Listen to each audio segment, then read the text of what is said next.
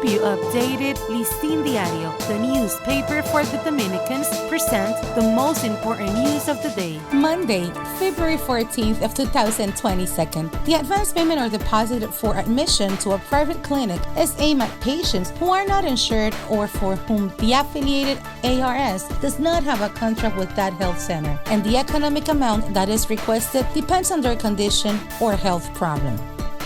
Only 9% of the hospital beds intended for the admission of patients with the COVID-19 disease were occupied yesterday in the country, with 91% of them remaining empty.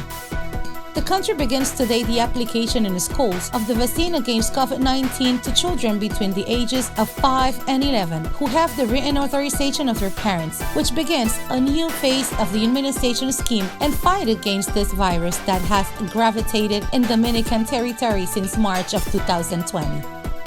Social organizations and community leaders from La Guayiga and La Cuava in Pedro Bern demonstrated yesterday during a visual against the installation of a solid waste management plant.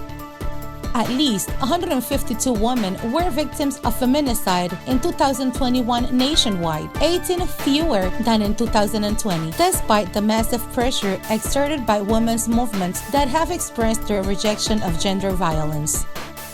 Of 4,842,367 motor vehicles that circulate in the country, 42.7% were manufactured in 2000 or in previous years, which implies that they are already 22 or more years old in the market.